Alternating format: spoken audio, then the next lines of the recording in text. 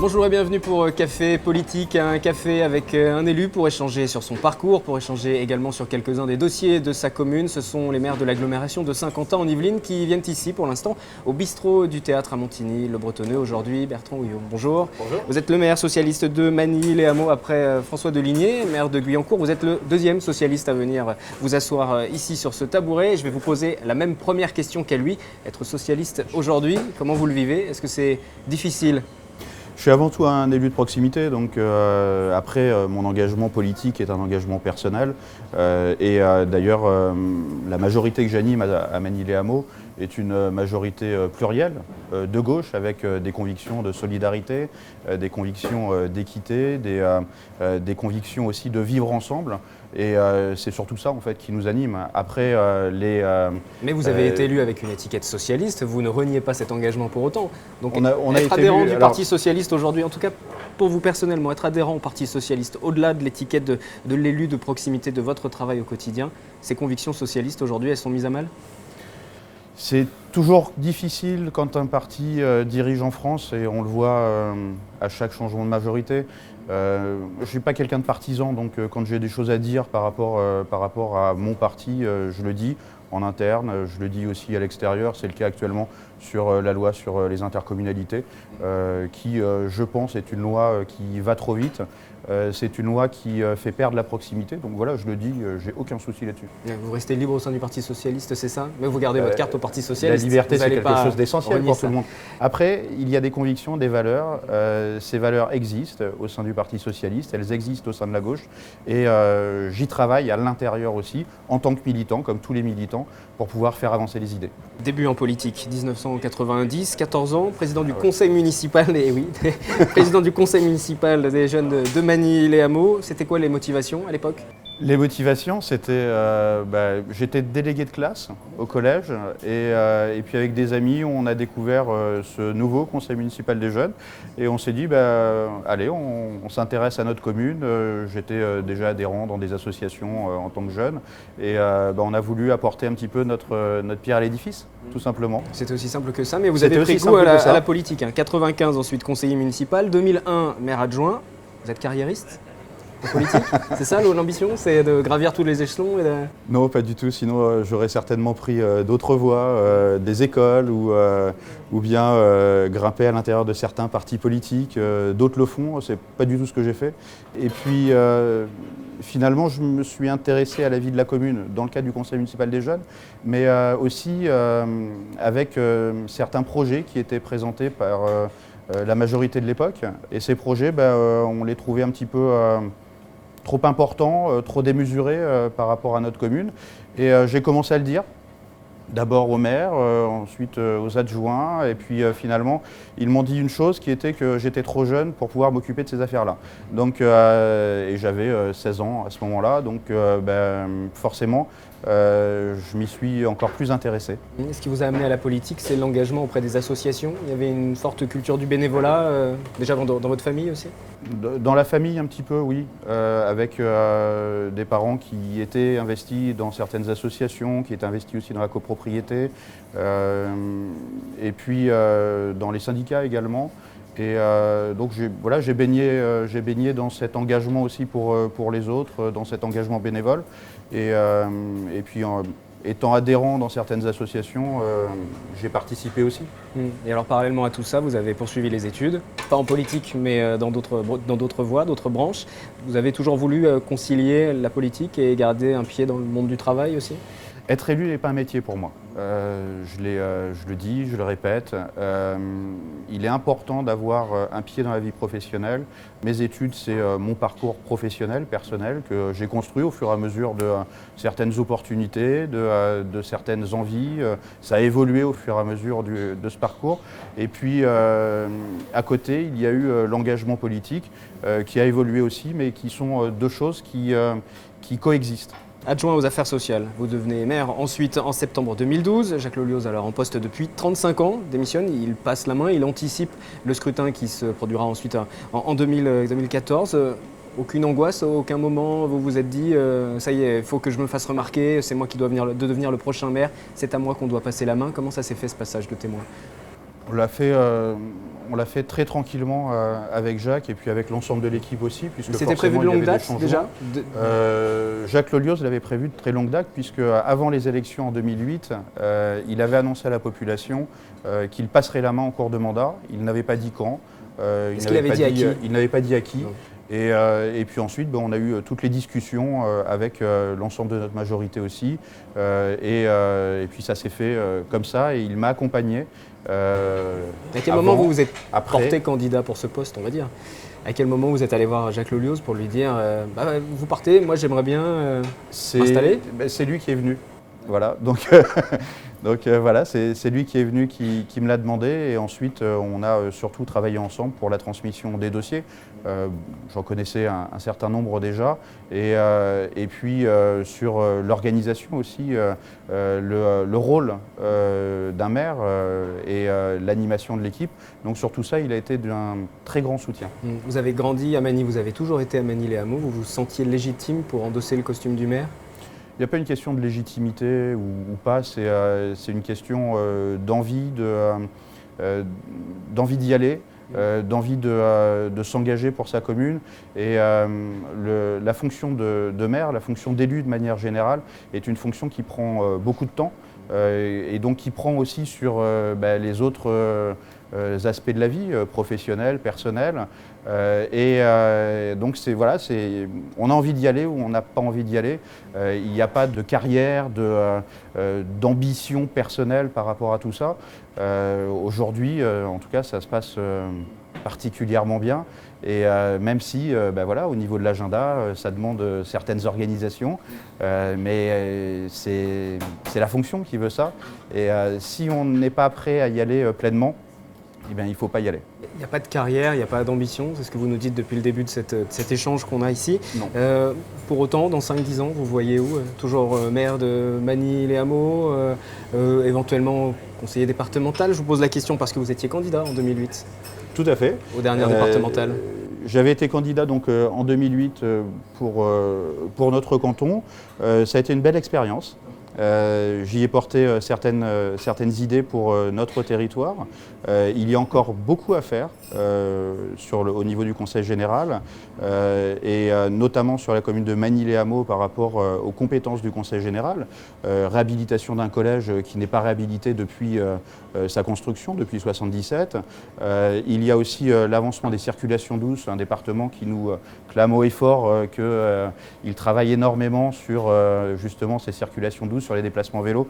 On attend le long d'une départementale à Manille-les-Hameaux depuis des années l'achèvement d'une circulation douce. Pour le prochain scrutin en mars, l'UMP a déjà désigné ses candidats, puisque maintenant ce sont des binômes qui vont siéger. Yves Vandeval qui se présente avec Alexandra Rosetti, la maire de Voisins le Bretonneux, Yves Vandeval, le conseiller général sortant. Est-ce que vous serez présent sur le ticket qui sera présenté par le Parti socialiste? J'aiderai les personnes qui iront je ne me présenterai pas. Je suis maire de ma commune et j'assume cette fonction pleinement. Et d'autres personnes iront. Elles seront bientôt désignées et puis moi je les soutiendrai totalement. On va continuer cet échange avec vous. Seconde partie de cette émission, autre type d'exercice, on va parler de plusieurs dossiers qui concernent directement Manille-les-Hameaux.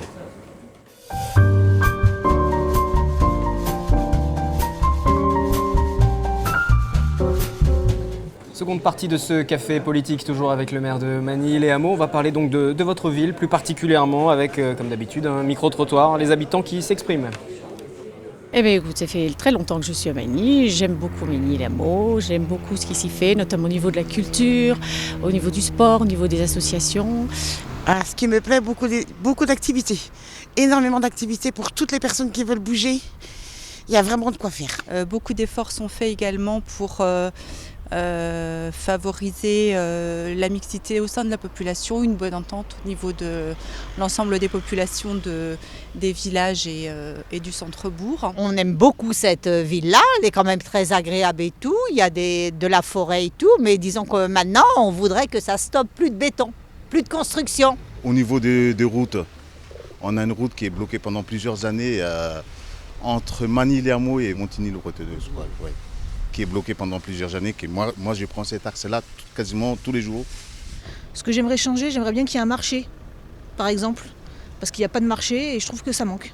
Écoutez, moi j'y vis depuis 40 ans, j'ai été enseignante et il y a beaucoup de jeunes qui ont grandi à Magny dans les années 70, 80, 90 et qui sont restés à Magny. Donc ça, je pense quand même que c'est vraiment un critère que la vie y est agréable.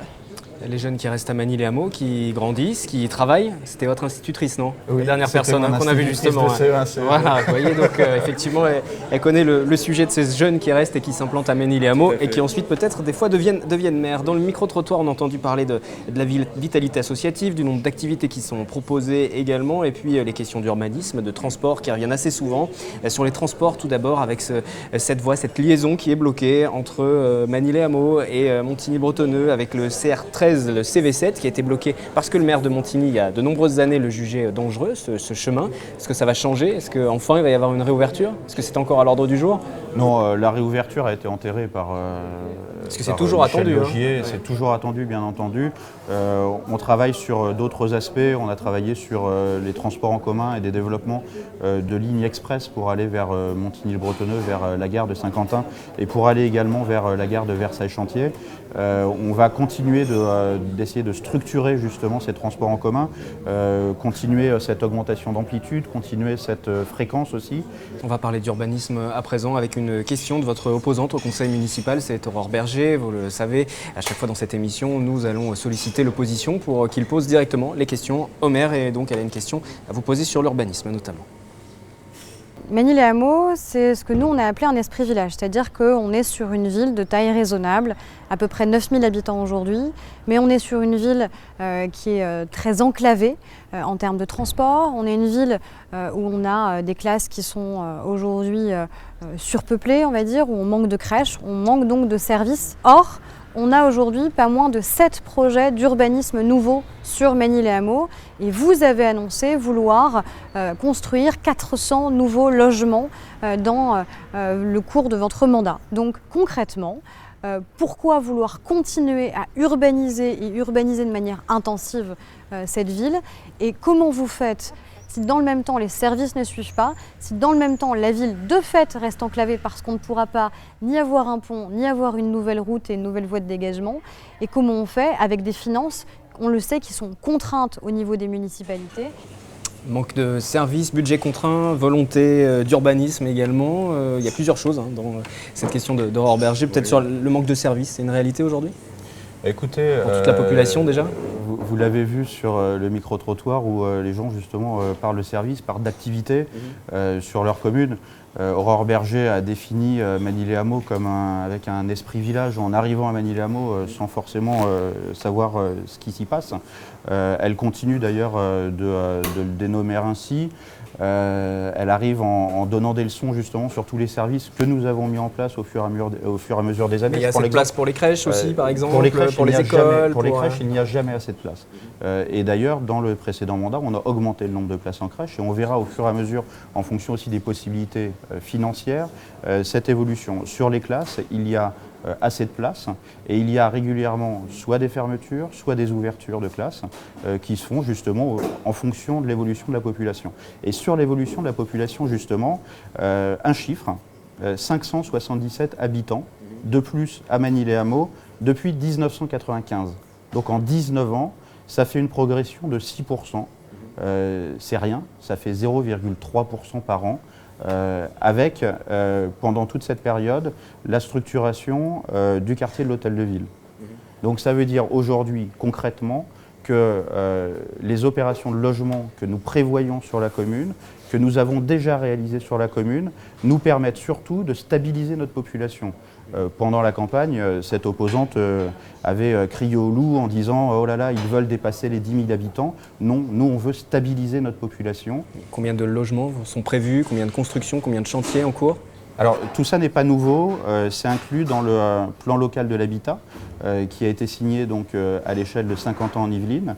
Dans ce plan local de l'habitat, l'objectif est d'arriver à 400 logements, mais ça, ce plan local de l'habitat a été travaillé en 2011, donc vous voyez, c'est pas nouveau en fait. Alors peut-être que Madame Berger le découvre, mais je lui ai déjà dit pendant la campagne électorale, elle continue de ne pas prendre en compte finalement toujours ce qu'on lui dit et ce qu'on lui explique sur notre commune. Et aujourd'hui, donc, nous continuons de mettre en place des opérations de logement qui nous permettent d'avoir des opérations petites, des opérations qui s'inscrivent dans le cadre de la charte du parc aussi, c'est-à-dire qu'on n'ouvre pas à l'urbanisation les 80% de notre territoire qui sont sacralisés pour des espaces verts et bleus. Donc ce sont sur des poches urbanisables, constructibles, que nous mettons en place des opérations qui doivent permettre à nos habitants d'avoir leur parcours de vie pour que les jeunes justement puissent rester longtemps sur la commune, pour que les seniors puissent continuer d'y habiter également et pour aussi que des gens qui habitent dans le secteur de Saint-Quentin-en-Yvelines puissent habiter au plus proche de leur emploi. Mais pas d'augmenter la population de manière trop importante, c'est pas votre objectif. Et de toute façon, la charte du parc naturel nous contraint par rapport à ces évolutions et voilà, il n'y a pas d'urbanisation folle comme mais même s'il y a ce sentiment qui peut être présent parmi certains habitants, on l'a entendu aussi dans le micro-trottoir, on a rencontré des gens qui nous disent c'est bien, la ville elle est bien comme elle est, stop au béton. Tout à fait, mais de toute façon, on n'étend pas la ville. D'ailleurs, même au-delà de l'étendre, il y avait tout un secteur qui était urbanisable jusqu'au début de l'année, qui ne l'est plus, sur lequel nous installons de l'agriculture biologique de proximité. C'était un espace dans lequel, avant 1995, il était prévu ce qui s'appelait à l'époque la ZAC Cœur de Ville, voilà, et qui devait amener de mémoire 800 logements d'un coup à cet endroit. Aujourd'hui, cette partie-là est devenue non constructible. Une question annexe sur l'économie, parce qu'une ville qui construit des logements pour garder ses habitants, c'est bien, mais il ne faut pas devenir non plus une ville dortoir et tomber dans une impasse qu'ont connue certaines municipalités. Il y a des entreprises, il y a des zones d'activité qui se développent, il y a des grosses entreprises qui arrivent sur Manille-les-Hameaux. Alors, il y a une grosse entreprise que tout le monde connaît qui est actuellement en cours d'installation. C'est le groupe Safran. Voilà, le groupe Safran qui installe son centre de recherche et de développement. Nous avons aussi des agrandissements d'entreprises. C'est le cas d'une entreprise qui existait déjà à Manille-les-Hameaux, mais qui s'agrandit pour pouvoir rester à Manille-les-Hameaux. Et puis, c'est le cas aussi d'Intermarché, qui est l'enseigne en fait, du supermarché à Manille-les-Hameaux, qui s'agrandit et qui actuellement d'ailleurs est en cours d'embauche, principalement dirigée vers les habitants de Manille-les-Hameaux. La ville de Manille qui va malgré tout devoir grandir, ne serait-ce que par le jeu des agglomérations, les agglomérations qui sont amenées à s'étendre, l'intercommunalité qui vont s'élargir, peut-être 800 000 habitants, c'est le projet du préfet de région. Alors c'est pas Manille-les-Hameaux à 800 000 habitants. C'est pas Manille, rassurez tout le monde, et ça c'est ferait pas beaucoup, Manille-les-Hameaux qui s'agrandit, simplement Manille-les-Hameaux va travailler avec plus de communes dans le cadre d'une intercommunalité. Justement, comment on garde l'identité de sa ville au milieu d'une intercommunalité aussi grande ? C'était justement toutes les peurs affichées à l'époque par la droite, dans les années 80-90, qui disaient « Oh là là, attention, Saint-Quentin-en-Yvelines va manger Manille-les-Hameaux, Saint-Quentin-en-Yvelines va urbaniser tout notre plateau, alto-béton, etc. » Finalement, leur discours n'a pas changé. Et ce qu'on voit aujourd'hui, c'est que Manille-les-Hameaux a su évoluer avec sa propre identité, avec ce vivre ensemble qui caractérise particulièrement Manille-les-Hameaux. Et on l'a vu encore dernièrement avec l'organisation d'une grande manifestation associative avec le Téléthon. Voilà, Manille-les-Hameaux a cette identité finalement de lien entre le parc naturel de la Haie de Chevreuse, Saint-Quentin-en-Yvelines et puis le plateau de Saclay, puisqu'on est au cœur de ces trois ensembles. Mais votre vision sur l'intercommunalité, je vais préciser que vous êtes membre de la commission régionale de coopération intercommunale, donc vous occupez de ce dossier de l'élargissement des intercommunalités. 800 000 habitants, ça vous paraît réalisable? Quel est votre projet? Non, 800 000 habitants n'est pas du tout réaliste aujourd'hui, surtout dans un temps aussi court. Ce n'est pas en cohérence avec les attentes de nos populations, avec la proximité nécessaire d'une collectivité locale et d'une intercommunalité, en tout cas dans le cadre des compétences actuelles de ces intercommunalités. Je l'ai dit au préfet de région justement dans le cadre de cette commission. On a émis un vœu au niveau de notre conseil municipal où on demande plus de temps pour pouvoir notamment discuter avec les habitants, pour pouvoir leur présenter l'ensemble des enjeux qu'il y a autour de notre territoire, que tout le monde comprenne, que tout le monde participe. Vous pourriez faire un référendum, par exemple, au sein de votre commune, ou une consultation, ça s'est fait à Coignères notamment. On pourrait en faire une. Simplement, avant de faire une consultation, il faut aussi pouvoir présenter l'ensemble des enjeux. Manille-les-Hameaux est au croisement, comme je le disais, de plusieurs ensembles un petit peu constitués. Ça demande un certain nombre d'explications, une pédagogie aussi, une explication aussi sur les compétences qu'on attend de la part de l'intercommunalité. Tout ça doit prendre du temps, malheureusement la loi ne nous donne pas le temps. Et c'est bien dommage. Et puis ensuite, ce que j'observe, c'est surtout que dès qu'on touche à des frontières territoriales, on touche aussi à des petits potentats locaux et chacun essaye de se regrouper avec ses propres amis pour avoir son fief un petit peu plus constitué. Et ça, c'est bien dommage par rapport à l'intérêt général, par rapport à un vrai projet de territoire, par rapport à l'établissement d'un vrai bassin de vie autour justement de projets de territoire. On va parler de sécurité. À présent, c'est l'heure tourne pour cette émission. Dernière question de votre opposante, Aurore Berger, sur la sécurité. Donc. La question de la sécurité maintenant. Pendant la campagne municipale, on a dit que c'était en fait une obsession de ma part, une volonté d'instrumentalisation de ces enjeux. Je ne pense pas que ce soit une instrumentalisation de ma part quand on a un braquage à l'Intermarché avec 5 personnes cagoulées qui entrent et qui menacent le personnel. Quand on a un couple qui est séquestré à son domicile et dépouillé chez lui, comme ça s'est passé en début d'année, ou quand on a des vagues de cambriolage. Alors concrètement, quand est-ce que vous allez assumer de dire que oui, on a des enjeux d'insécurité sur cette commune, que non, ça n'est pas normal et que donc en conséquence, il faut donner les moyens à notre police municipale de se renforcer avec plus d'effectifs, notamment pour des rondes le week-end et le soir de manière très régulière. Il y a un problème d'insécurité à Magny-les-Hameaux. Est-ce que vous êtes d'accord? Il y a des soucis, comme partout sur notre territoire. Quand cet opposant dit que c'est toujours ce qu'elle dit, ce qu'elle voit, voilà, c'est vrai. Mais quand on fait des recherches sur Magny-les-Hameaux, très simplement, sur Internet, oui. Tout le monde peut taper Magny-les-Hameaux. Tous les articles, les premiers articles qui sortent, ce sont des problèmes de violence, des vols, l'Intermarché qui avait été cambriolé, des gens agressés. On a eu 2 faits qui n'ont rien à voir l'un avec l'autre d'ailleurs, qui sont des faits graves, qui sont des faits malheureux. Un chiffre qui est sur l'ensemble de l'année, nous avons moins 10% de cambriolage, mais quand il y a un cambriolage, c'est un cambriolage de trop. Et nous travaillons avec notre gendarmerie, avec la police municipale, il y a une convention d'ailleurs entre les deux qui est en cours de renouvellement, et nous travaillons particulièrement pour pouvoir adapter les moyens en fonction des besoins, toujours. Il y a assez de moyens aujourd'hui? Écoutez, on a... pour la police municipale? On a 17 gendarmes directement sur le territoire, sur notre brigade. Les gendarmes, c'est 1 pour 1000, normalement.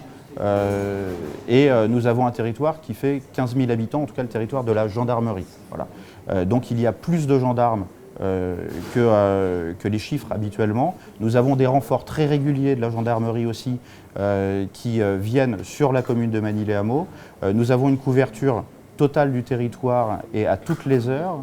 Et nous avons en plus une police municipale qui fait son travail toute la journée, qui fait aussi son travail en fonction d'agenda que je vois avec eux la nuit ou le week-end, qui fait son travail aussi en relecture de la vidéoprotection, qui est aussi un élément complémentaire de tout ça. Et puis nous avons surtout un lien très fort entre notre population, nos gendarmes, notre police municipale, nous les élus, avec ma première adjointe Christine Mercier. Et nous rencontrons, dès qu'il y a un problème signalé, nous rencontrons les habitants. Malheureusement, le risque zéro n'existe pas. Et un cambriolage, une agression, c'est toujours de trop. Et on y travaille jour après jour. Vous avez évoqué tout à l'heure dans votre réponse la question des budgets qui étaient en diminution, les dotations de l'État qui diminuent, ça concerne l'ensemble des communes. C'est un dossier qui vous préoccupe justement? Quels sont les choix qui vont être faits sur Magny-les-Hameaux? C'est un dossier qui est particulièrement préoccupant puisque une commune, c'est le service de proximité.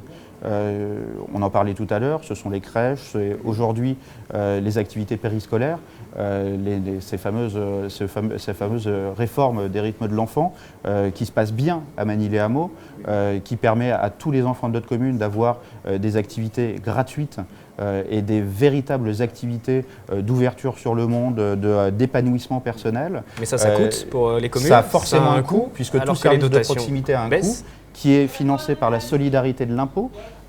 Et aujourd'hui, on voit que les dotations de l'État sont en diminution, mais par contre, les besoins de nos habitants ne diminuent pas, voire ils augmentent. Alors comment vous faites?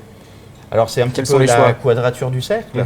Alors on adapte au fur et à mesure, le plus possible justement, les moyens en fonction des besoins. On les fait évoluer dans un sens, dans l'autre. L'objectif est d'y arriver le plus correctement possible. On n'a pas de marge énorme.